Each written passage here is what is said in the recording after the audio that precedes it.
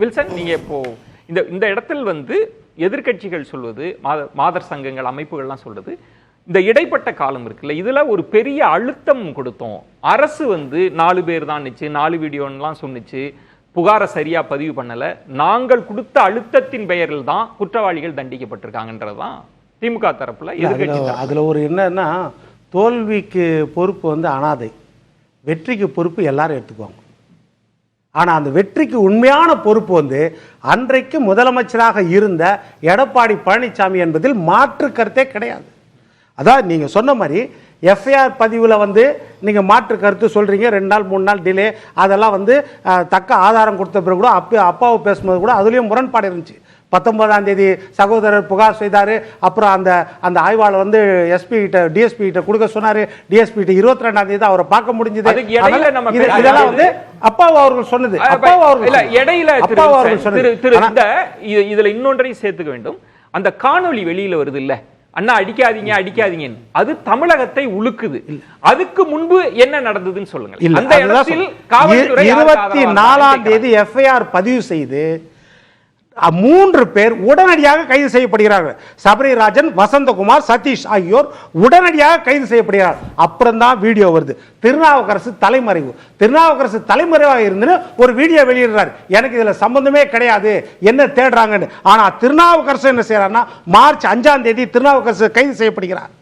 5வது குற்றவாளியாக மணிவண்ணன் சேர்க்கப்படுகிறார். சேர்த்த பிறகு வழக்கு 12 மார்ச் 2019 சிபிஐசிஐடிக்கு மாற்றப்படுகிறது. எப்படின்னா, எதிர்க்கட்சி வரிசையில் எல்லாரும் கேட்கறாங்க, இந்த விசாரணை எங்களுக்கு பத்தாது அப்படின்னு சிபிசிஐடிக்கு மாத்திட்டு அப்பவும் வேண்டுகோள் வரப்படுகிறது, இல்லை சிபிஐக்கு வேணும் எங்க விசாரணை.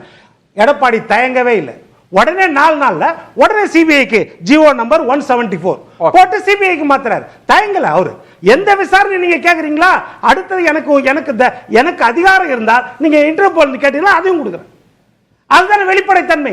இதை விட வெளிப்படைத்தன்மை என்பது சாதாரண வழக்குல, அண்ணா நகர் சிறுமி வழக்குல உச்ச நீதிமன்றத்துக்கு போய் உலக மகா வழக்கறிஞர்களை வச்சு வாதாடல சிபிஐ வேண்டாம் அப்படின்னு. நீங்க என்ன கேக்குறீங்க? எதிர்க்கட்சிகள் ஜனநாயக முறைப்படி என்ன கேக்குறீங்க? இதனை ஒருவர் அருளானந்தம் நீங்க சொல்றீங்க, கரைப்படைந்த ஒரு கட்சிக்காரர் இருக்கிறார்னா உடனடியாக அவர் நீக்கப்படுகிறார். அவரை கைது செய்வது பிப்ரவரி 2021 அவரை கைது செய்கிறார்கள். அருளானந்தம், இல்ல, இந்த 3 பேரும் அதாவது கட்சியில இருந்து நீக்கிறது. நாங்க கொஞ்ச காலம் கழிச்சு எல்லா எவிடன்ஸும் வந்த பிறகு எங்களுடைய அனுதாபி, எங்களுடைய ஆதரவாளர் அப்படின்ற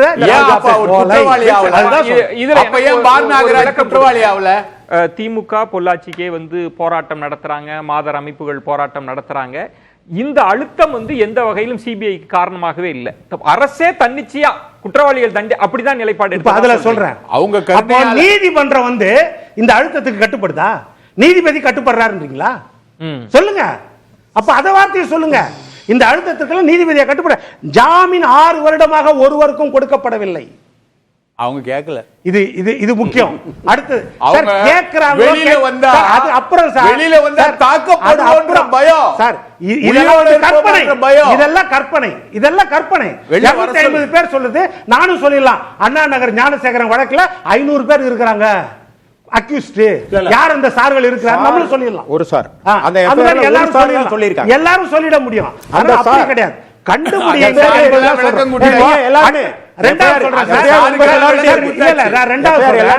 கோவை மாவட்ட நீதிபதி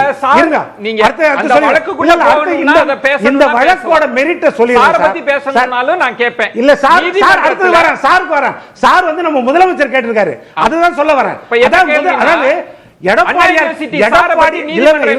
எடப்பாடியார் கேட்கிறது என்னன்னா, அந்த அப்பாவி பாதிக்கப்பட்ட பெண்ணின் கண்ணீர் வாக்கு மூலம் யார் அந்த சார். ஆனால் ஸ்டாலின் சொல்ற யார் அந்த சார்னா அவருக்கு தெரிஞ்சு சொல்றாரு. சார்கள் இந்த வழக்கை தடுத்தார்கள்.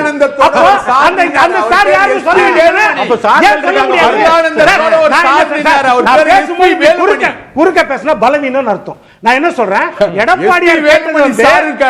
எடப்பாடியார் கேட்டது யார் அந்த சார்னு தெரியாது, பெண்ணின் குரல். இப்போ நம்ம ஸ்டாலின் அவர்கள் ஒரு முதலமைச்சர் அந்த ஸ்தானத்துல இருந்து சொல்றாரு, சார்கள் சொல்றாரு. யாரு சார் சொல்லுங்க, முதலமைச்சர் சொல்லிடலாம். நான் சொல்றேன். திரு இன்பதுரை சொன்ன விஷயத்துல முதல்ல ஒன்று, குற்றவாளிகளை உடனடியாக கைது செய்தோம், அது தவறு. சிபிஐ வந்து 4 பேர் கைது பண்ணுது, சிபிஐ வந்து 4 பேர் கைது பண்ணுது. அதுக்கு எல்லா ஆதாரங்களும் இருக்குது.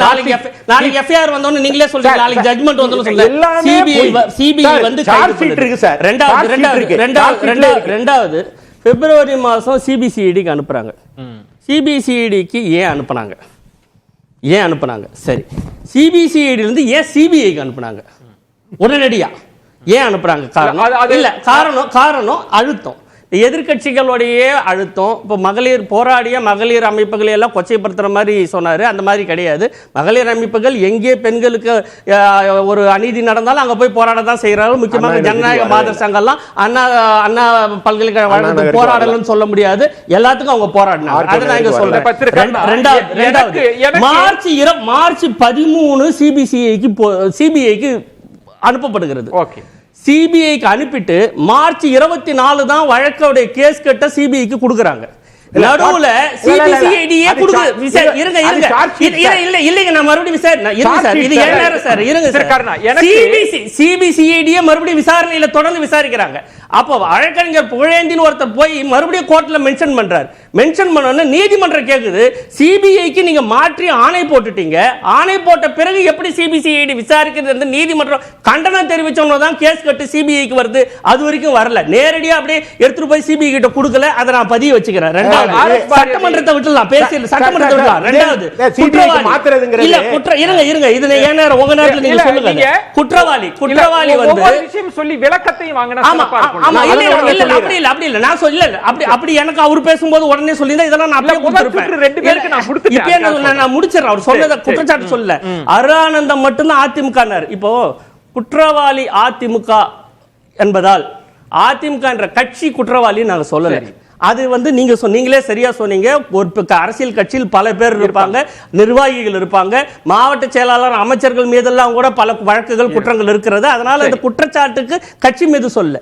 அந்த நேரத்தில் ஆட்சி யார் செய்தார்களோ அந்த ஒருவேளை ஆளுங்கட்சியாக இருந்தா ஆளுங்கட்சியான அரசின் மீது தான் குற்றம் சொல்றாங்க. அதனால அந்த கிளாரிட்டி புரிஞ்சுக்கணும். அந்த அரசு சரியாக நடவடிக்கை எடுக்கிறது தொடர்ந்து சொல்றோம். அந்த இடம் தான் ரெண்டாவது ஒரு நம்ம பார்வையாளர்களை நான் இதோட கனெக்ட் பண்ணணும்னு நினைக்கிறேன். பெருவாரியான மக்கள் இந்த அரசு குற்றவாளிகளை காப்பாற்றியதா இல்லையா கடந்த அந்த இடத்துல தான் நிச்சயமாக இந்த அரசு இந்த வழக்கில் வந்து எவ்வளவு 4 பேரோட முடிக்க பார்த்தது சிபிஐக்கு போன பிறகு தான் வந்தது. சிபிஐக்கு போன பிறகு தான் 9 பேர் வந்தாங்க. ஒரு விளக்கம் கொடுங்களேன். இன்பதுரை என்ன சொல்றாங்கன்னா, முதல்ல அந்த பெண் போய் 4 பேர் மேல தான் கம்ப்ளைண்ட் கொடுக்கறாங்க. 4 பேர்ல இருக்கு.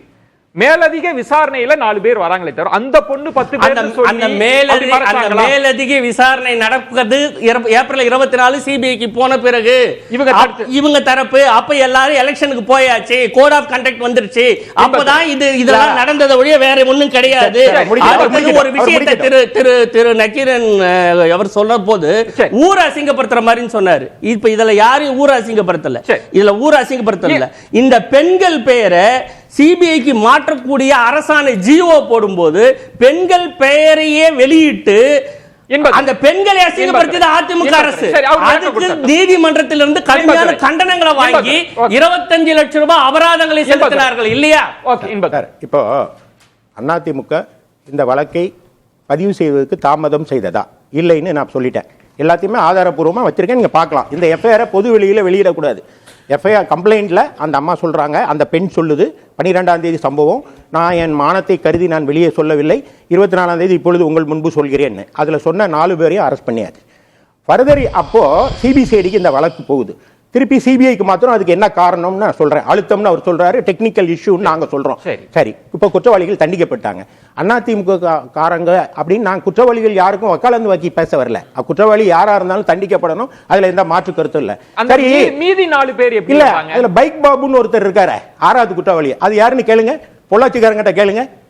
திமுக மாவட்ட செயலாளர் தென்றல் செல்வராஜுடைய மகனோடு அசோசியேட்டா இல்லையா? நான் இந்த பொது வெளியில சொல்றேன், மறுக்க சொல்லுங்க பார்க்கலாம். நாங்க வந்து அண்ணா திமுக டீம்க்கு பார்க்கலாம், குற்றவாளி யாரா இருந்தாலும் இந்த மாதிரி, அதாவது இவரோட அசோசியேட் இல்லன்னா அப்படி பார்த்தா அருளானந்தம் திரு எஸ்பி வேலுமணி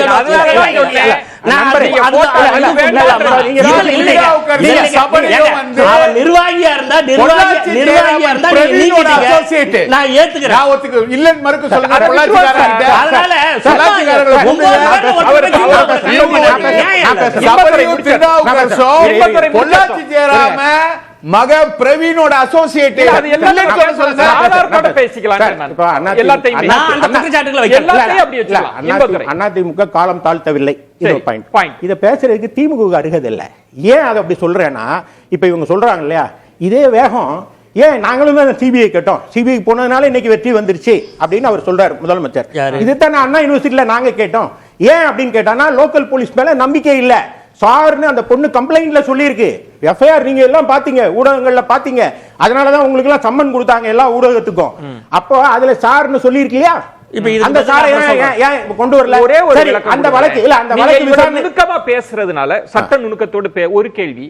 இந்த சார்ன்ற விஷயத்திற்கு காவல் ஆணையர் வந்து அவர் சொல்றாரு அப்படி ஒரு போன் காலே போகல, பிளேன் மோட்ல இருந்ததுன்னு. இந்த விசாரணை போச்சு இல்ல, சாரை பத்தி நீதிமன்றம் என்ன நடவடிக்கை என்ன சொல்லுங்க? அத சொல்லுங்களேன். இல்ல இந்த வழக்கை நாங்க தான் தொடுத்தோம். இல்ல, நான் observe இல்ல, பண்ணதுனால நான் உங்களுக்கு சொல்றேன். நான் தான் வழக்கு தொடுத்தோம். இந்த வழக்குல எஃப்ஐஆர் போட்டிருக்காங்க, ஆனா முறையா அக்யூஸ்ட பிடிக்கல அப்படின்னு. இந்த வழக்குல ஒரு விஷயம், அக்யூஸ்ட முகத்தை காமிச்சிருக்க கூடாது. அண்ணா யூனிவர்சிட்டி இல்ல, வழக்கு சாரை பத்தி என்ன இல்ல இல்ல நீதிமன்றம் சொல்லுது? கேளுங்க, இத சொன்னாதான் வரும். சார் அந்த எஃப்ஐஆர்ல இருக்கு, அதை நாங்க பார்த்தோம். எஃப்ஐஆர்ல இருக்கு, பொது தளத்தில் வெளியிட்டா குற்றம்ங்கிறதுனால நான் சொல்ல இல்ல, இல்ல, முடியல. நீதிமன்ற விசாரணை போச்சு இல்ல. நீதிமன்றம் என்ன சொல்லுச்சுன்னா சிபிஐ கேட்டு வழக்கு போனோம். நீதிமன்றம் சாரை பத்தி என்ன சொல்லுது? சென்னை உயர் நீதிமன்றம் என்ன சொல்லுச்சுன்னா இப்பதான் ஏன் சிபிஐ கேக்குறீங்க, இப்பதானே விசாரணை ஆரம்பிச்சிருக்கு, சரி முறையாக அங்க விசாரிக்கலனா CBI இல்ல கோரிக்கை நிராகரிக்கப்பட்டது. இல்ல நிராகரிக்கப்படல. அந்த உத்தரவுல என்ன சொல்லிருக்காங்கன்னா இந்த விசாரணை முறையாக நடைபெறவில்லை என்று நீங்கள் கருதினால் நீதிமன்றத்தை நாங்க நிச்சயம் அணுகுவோம். சரி, ஒரு இடைவேளை எடுத்துட்டு நம்ம பேசலாம். இப்போ சாரி இல்லாம ஒரு எஃப்ஐஆர் போட்டிருக்காங்க, அதை சேலஞ்ச் பண்ணி நாங்க நீதிமன்றத்திற்கு போவோம்.